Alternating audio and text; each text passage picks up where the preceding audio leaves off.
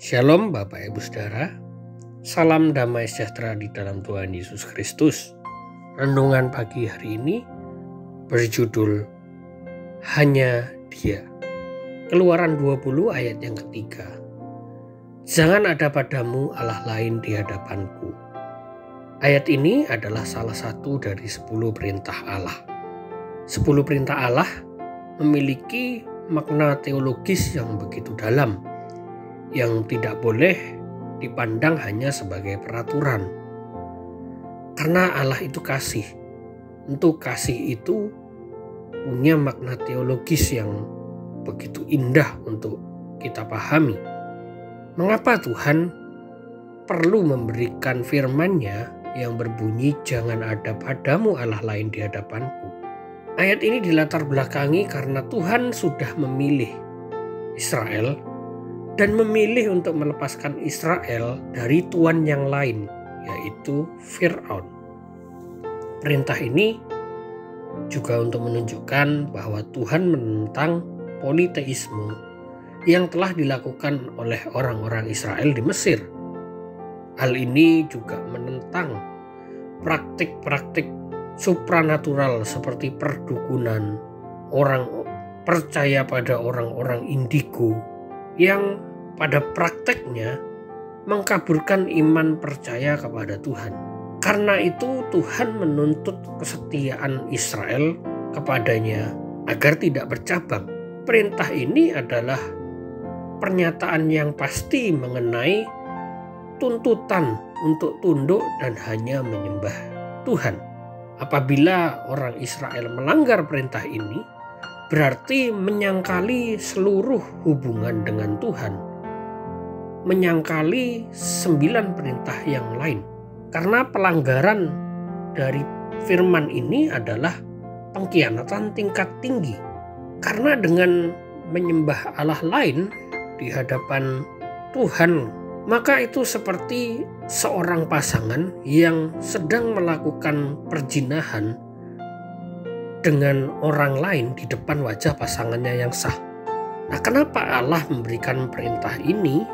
Allah bukan takut dirinya akan digantikan dengan berhala yang lain, tapi karena kasih Allah yang begitu ingin kita sadar bahwa ketika kita menyembah Allah yang lain itu adalah tindakan yang keliru dan hanya merugikan kita sendiri.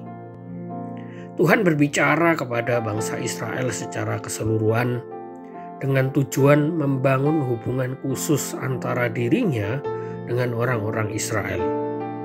Dan hubungan ini dibangun di atas dasar tindakan penebusannya yang punya sifat timbal balik dengan menuntut bahwa orang-orang Israel harus menjadi umatnya. Tuhan ingin berjalan beriringan antara kuasa dan cintanya dalam kehidupan orang-orang Israel.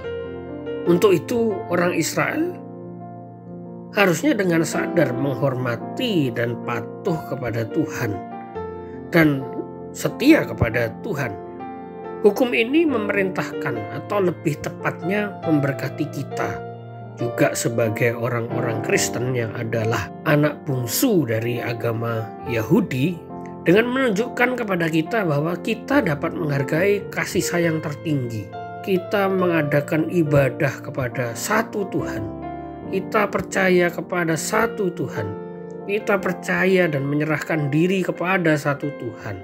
Nah, kondisi inilah adalah kondisi, sedangkan kondisi ketaatan itu adalah kondisi di mana penuh yang namanya kedamaian dan kasih sayang. Kalau kita lihat ayat ini dalam bahasa Ibrani, perintah ini ditujukan kepada orang kedua tunggal. Artinya perintah ini ditujukan kepada setiap individu, bukan kepada bangsa secara umum, tapi kepada orang per orang. Jadi penyembahan hanya kepada Tuhan itu adalah kepatuhan secara pribadi. Jadi perintah ini berbicara mengenai objek penyembahan kita. Hanya Allah dan hanya Dia. Pelanggaran terhadap perintah ini adalah memberikan kemuliaan atau penghormatan kepada makhluk apapun, kepada malaikat, kepada benda-benda ciptaan, termasuk kepada manusia. Maka dari itu kita tidak sepatutnya untuk memberi penghormatan kita yang melebihi Tuhan kepada apapun dan siapapun. Karena Bapak Ibu Saudara, jika ada Allah lain, itu seperti melakukan dosa yang menantang dia ke hadapan wajahnya. Dan itu tidak akan pernah bisa dilupakan oleh Tuhan. Karena di dalam perintah ini ada satu kata yang menunjukkan bahwa pelanggaran atas perintah ini adalah seperti menantang ke wajah Tuhan, yaitu kata di hadapanku. Maka dari itu Bapak Ibu Saudara, orang-orang Israel ketika mereka melanggar, maka pelanggar dari hukuman ini adalah hukuman mati.